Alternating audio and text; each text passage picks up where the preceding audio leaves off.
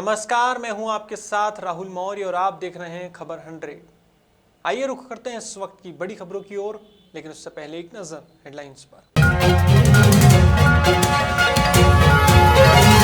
मध्य प्रदेश में चुनाव निरस्त होने पर कांग्रेस नेता ने मांगे पैसे। धनोपिया बोले, अयोग्य कैंडिडेट के पैसे लौटाए सरकार। राज्य निर्वाचन आयोग बिना दबाव के कराए चुनाव निरस्त होते ही नेताओं की प्रतिक्रिया आई सामने। भूपेंद्र सिंह ने चुनाव आयोग और सीएम को हृदय से दिया धन्यवाद। ओबीसी वर्ग को आरक्षण मिलने के केस में बताया अच्छा। और उत्तराखंड में सितारगंज पुलिस की ताबड़तोड़ कार्यवाही। नेपाल से लाए जा रहे कछुओं को पकड़ा। कार्यवाही में आरोपी भागने में रहे सफल।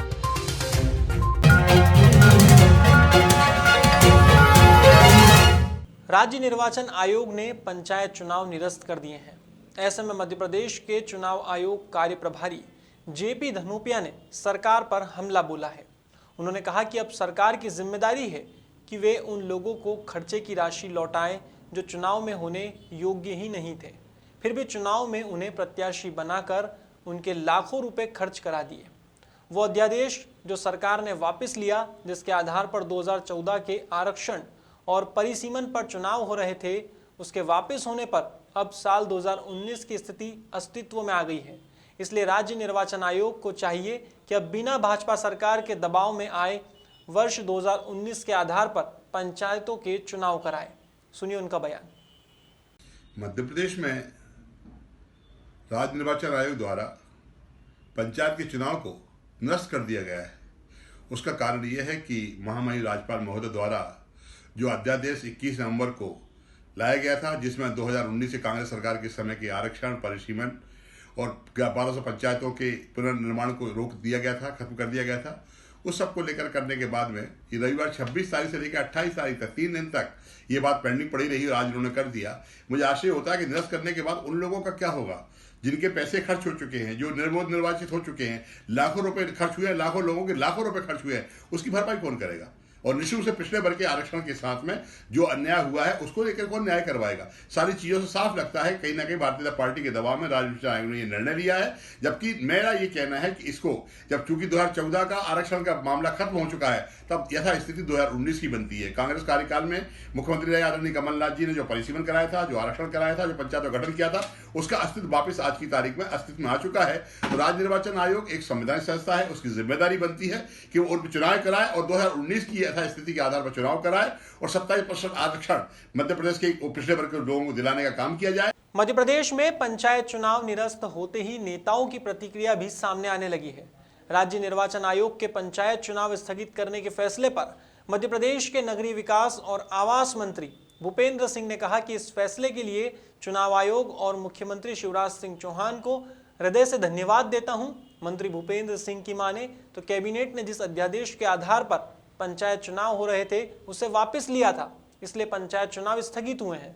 ऐसे में ओबीसी वर्ग को आरक्षण मिलने के केस में यह अच्छा है। सुनिए उनका बयान। राज्य निर्वाचन आयोग के द्वारा जो पंचायत चुनाव स्थगित करने का निर्णय लिया गया है, इसके लिए मैं चुनाव आयोग का धन्यवाद करता हूं। साथ ही मैं माननीय मुख्यमंत्री जी का भी बहुत हृदय से धन्यवाद करता हूं, आभार करता हूं। कैबिनेट ने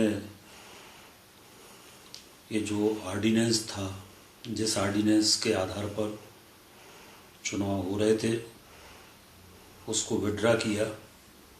अगर कैबिनेट ये ऑर्डिनेंस विड्रा नहीं करती तो पंचायत के चुनाव नहीं रुकते और ओबीसी को आरक्षण नहीं मिल पाता।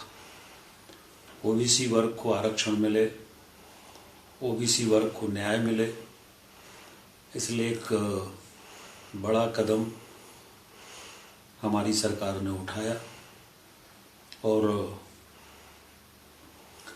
उसके परिणाम स्वरूप आज चुनाव स्थगित हुए हैं। उत्तराखंड के उधम सिंह नगर में सितारगंज गांव से कछुए पकड़े गए हैं। दरअसल इनोवा गाड़ी में नेपाल से लाए जा रहे कछुओं को पकड़ा गया है। कस्टम अधिकारी सुधाकर तिवारी ने बताया कि इसकी सूचना लगभग 3 दिनों से मिल रही थी, जिस पर इनका पीछा भी किया जा रहा था। आज भी इस मामले से जुड़ी जानकारी मिली जिसके आधार पर आरोपियों की गाड़ी को पकड़ा गया, लेकिन चारों आरोपी गाड़ी छोड़कर भागने में सफल रहे। फिलहाल पुलिस की टीम कछुओं को वन विभाग के सुपुर्द करेगी और आरोपियों की तलाश को जारी रखेगी। सभी दर्शकों को, आज हम खड़े हैं खुनसुला गांव के निकट मैनाझुंडी रोड पर और यहाँ जानकारी प्राप्त हुई है कि एक गाड़ी जो इनोवा है, उस गाड़ी के अंदर कुछ कछुए मिले हैं, जो कस्टम अधिकारी भी यहाँ पर पहुँचे हैं और इसकी जानकारी इनको काफ़ी लंबे समय से मिल रही थी। तो हम आपको दिखाते हैं वो जो गाड़ी, जिस गाड़ी के अंदर कछुए कट्टे के अंदर रखे हैं, बोरी के अंदर, और इनकी सूचना, इन कछुओं की सूचना काफ़ी लंबे समय से यहाँ पर अधिकारियों को मिल रही थी लगातार। और ये गाड़ी हमारे कैमरामैन आपको दिखाएंगे कि इस गाड़ी के अंदर कछुए मिले हैं। इस गाड़ी के अंदर कछुए मिले हैं और काफ़ी लंबे समय से यहाँ पर अधिकारियों को सूचना मिल रही थी कि इस गाड़ी के अंदर कछुए आते हैं और भी माल आता है कहीं से। तो ये इसकी जानकारी ले रहे थे कि ये गाड़ी कहाँ से आती है, किस समय आती है।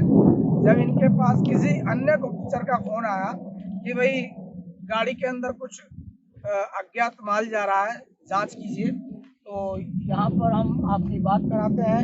अधिकारी महोदय भी बैठे हैं, इनसे बात कराते हैं आपकी कि इनको जानकारी किस समय मिली, कैसे मिली और इस गाड़ी को पकड़ने के लिए कौन कौन यहाँ पर पहुँचे। सर थोड़ा बताइए।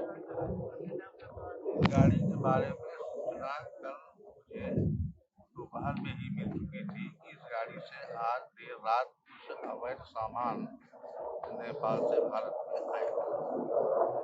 इसकी बिना पे हम लोग जो है जंगलों में करते ये गाड़ी जो है सुबह करीब 4:54 पे ये लाल कोठी की तरफ ये गाड़ी गई।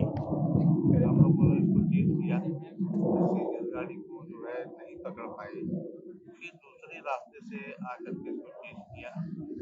दूसरे रास्ते से चेक करने का परिणाम ये था कि ये गाड़ी जो है कच्चे मार्ग से कहाँ के लिए भाग रही थी पता नहीं है, लेकिन इसको एक स्कूल बस आ जाने की वजह से रास्ता सकरा सा इसलिए गाड़ी रुक गई और इसमें बैठे चारों अभियुक्त मौका पाकर के तुरंत जो है वही खेत से होते हुए अन्य गाँव में भाग गए।